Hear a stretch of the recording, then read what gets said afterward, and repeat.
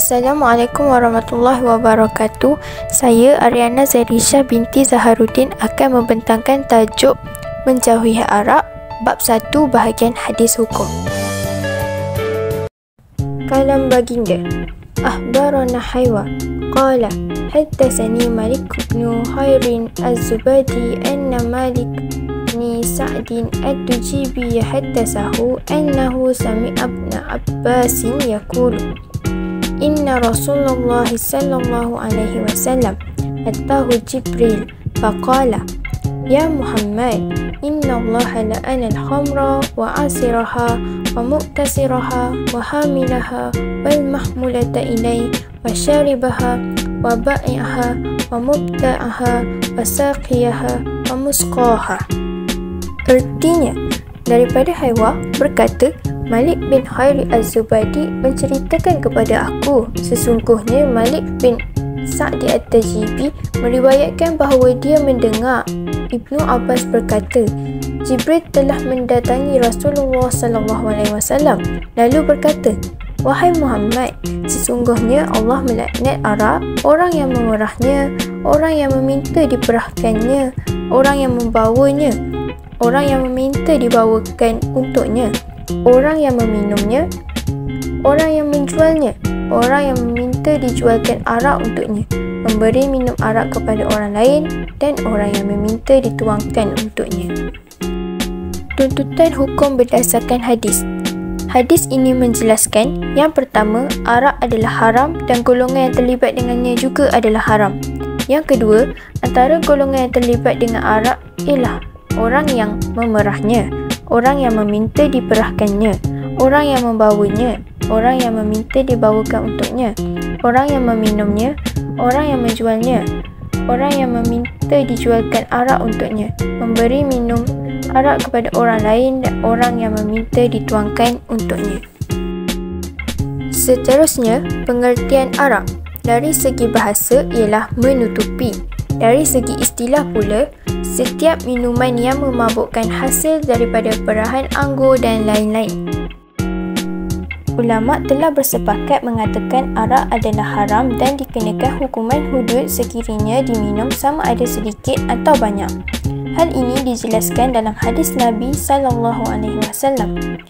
An Jabir bin Abdillah radhiyallahu anha qala Rasulullah SAW ma askara kasiruhu fa qaliluhu haram. Artinya, daripada Jabir bin Abdillah radhiyallahu anha berkata, Rasulullah SAW bersabda, jika sesuatu dalam jumlah yang banyak boleh memabukkan, maka sedikitnya juga adalah haram. Apabila seseorang Muslim yang telah baligh dan berakal meminum sesuatu yang memabukkan, wajib dikenakan hukuman hudud ke atasnya, iaitu sebanyak 40 kali sebatan. Cara untuk mensabitkan hukuman adalah dengan penyaksian oleh 2 orang lelaki Muslim yang adil atau pengakuan peminum arak itu sendiri. Seterusnya, kaedah mengistinbat hukum arak berdasarkan lafaz la'anah. Yang pertama, ulama mengistinbatkan hukum pengharaman arak melalui lafaz la'anah. Yang kedua, yang bermaksud Allah Subhanahu Wa Taala melaknat. Yang ketiga, setiap perkara yang dilaknat oleh Allah Subhanahu Wa Taala menunjukkan haram. Yang keempat, oleh itu segala perkara yang berkaitan dengan arak hukumnya adalah haram. 10 perkara yang berkaitan dengan arak berdasarkan hadis. Yang pertama, al-khamra, arak, segala minuman yang boleh memabukkan. Yang kedua, al-asirah, pemerah arak, orang yang bekerja untuk menjadikan arak sebagai minuman. Yang ketiga, al-muqtasirah, pembuat arak, pemilik kilang arak untuk tujuan pasaran. Yang keempat, al-hamilah, pembawa arak, orang yang membawa arak atau yang membekalkan arak ke tempat-tempat tertentu. Yang kelima, al-mahmulata ilai, pemesan arak, orang yang memesan arak untuk diminum. Yang keenam, asyarib, peminum arak, orang yang minum arak sama ada mabuk ataupun tidak mabuk. Yang ketujuh, al-ba'i, penjual arak, orang yang menjual arak sebagai pekerjaan atau punca pendapatannya.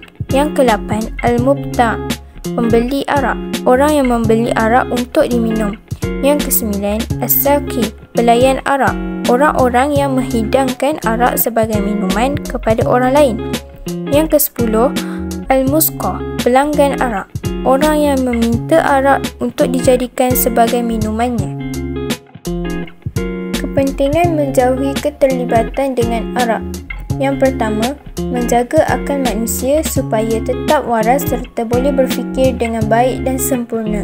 Yang kedua, mengelakkan daripada berlakunya maksiat dan penyakit sosial yang berpunca daripada arak supaya kehidupan aman dan harmoni. Yang ketiga, mengelakkan penyakit yang boleh memudaratkan agar manusia sentiasa mempunyai tahap kesihatan yang baik. Yang keempat, menjauhi pembaziran wang supaya ia boleh digunakan di jalan yang berfaedah.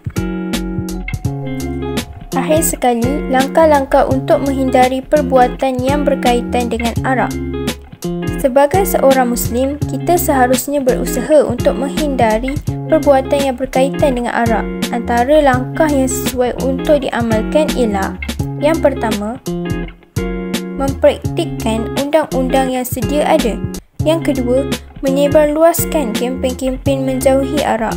Yang ketiga, meningkatkan cukai arak. Yang keempat, tidak memproses arak sendiri. Soalan yang pertama, hukuman hudud bagi peminum arak boleh disabitkan dengan B. 2 orang saksi lelaki. Soalan yang kedua, nyatakan 2 golongan yang terdapat dalam hadis menjauhi arak. Golongan orang yang meminta diperahkannya dan golongan orang yang membawanya. Soalan ketiga, jelaskan cara ulama' mengistinbat hukum suruhan menjauhi arak. Yang pertama, ulama' mengistinbat hukum pengharaman arak melalui lafaz la'ana. Yang kedua, yang bermaksud Allah melaknat. Yang ketiga, setiap perkara yang dilaknat oleh Allah menunjukkan haram. Yang keempat, oleh itu segala perkara yang berkaitan dengan arak hukumnya adalah haram. Soalan ini mempunyai 4 markah dan perlu dihuraikan dalam 4 isi. Akhir sekali, saya ingin mengucapkan terima kasih kepada Ustaz Azhar bin Tumin, Pengetua SMKA Haji Muhammad Yassin, Ustaz Sani dan Ustaz Abdullah, Guru Pendidikan Syariah Islamiah yang telah membimbing saya dalam menyiapkan video ini. Semoga video ini dapat membantu pelajar-pelajar di luar sana. Sekian, terima kasih.